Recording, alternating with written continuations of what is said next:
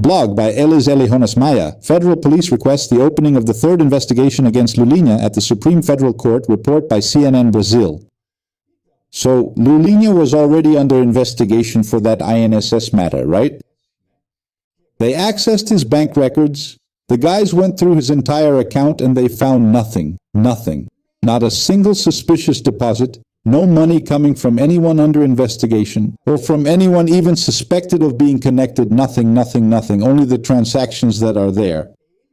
He just moves money within his own accounts, like transferring from savings to CDB, then to checking, and then to investment. But it's all his own. The money just circulates inside there. So it doesn't seem, or better yet, it doesn't show any suspicious deposits.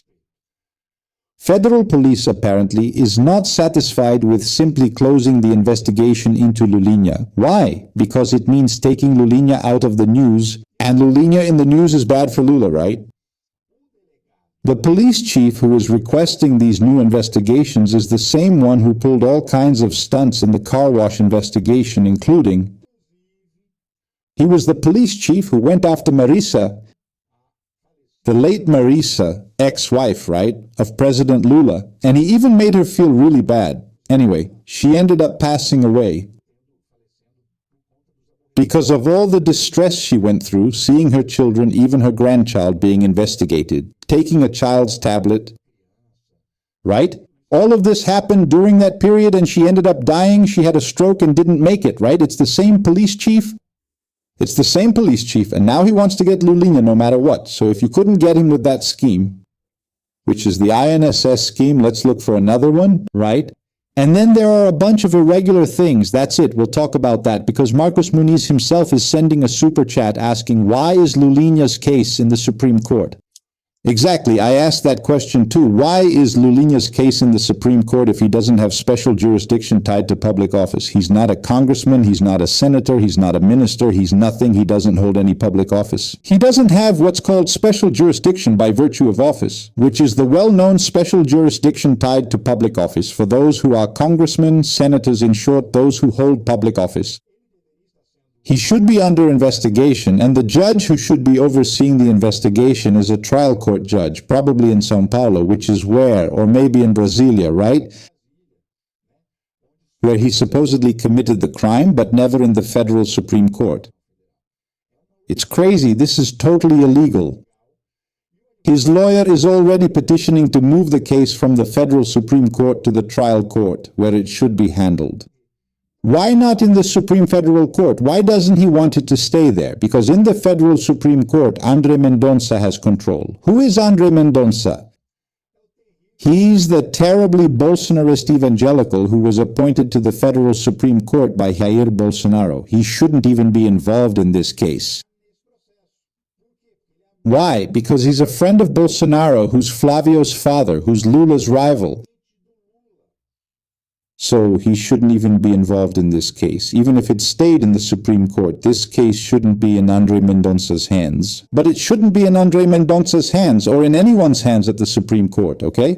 It should have already gone to the Court of Appeals. So this is a legal absurdity that's happening right now. Look, there's more. Like I said, Galileo said he always watches from Japan, right? Let's go together with Lula, Abraão Santana, the voice of the left. Guys, follow the channel A Voz da Esquerda. It's a channel here on YouTube too, right? They do important work. So follow the channel A Voz da Esquerda, which is always around here too, taking part in the work we do and always contributing. Thanks, partner, and good luck with your channel over there, so that it grows a lot and we keep up this fight, right? Which is the defense of democracy. Maristela Rossi also sends a contribution. Thank you, Maristela. You have no idea how much it helps, right? It really helps with the work we do here. Alexandre Takahashi. I admire your calmness, Ricardo. Thank you very much for the excellent curation. Thank you so much, Alexandre. I'm the one who should thank you for your presence and your support. Exactly, it's basically curation. I read all day, select the main news and explain it so we can discuss, right? Cicenando. Thank you, Ricardo, for this daily summary with commentary on all the main political news in Brazil. See how important this is for so many people? This work we do here. And that's it. I'm very glad to know that it helps a lot of people understand what's going on. Good evening, Ricardo and fellow Ricarnots. That's right, Ivanich. Thank you, dear. She's a subscriber. Yes, that means she's a channel member. It's another way to contribute. She's already been a member for 4 months, so come with me. Anyone who wants can also join. Paulo Santos. Good evening, everyone. Ricardo, thanks so much for your helpful explanations, and please accept my super chat. Please talk about Lula's conversation on Inteligência Limitada. I watched it on Saturday and really liked it. Well, I still haven't managed to watch Lula's entire interview, so I can give a more in-depth take. But from what I was able to see, and also from the comments and the analyses I read about this interview, because the interview is 2 hours long and I didn't have time to watch it all. But, I saw that he did really well. He did really well in the interview and patiently stayed the full 2 hours. Because in 2002, he gave an interview to Flow and stayed there for 40 minutes. Jair Bolsonaro went there and stayed 4 hours, right?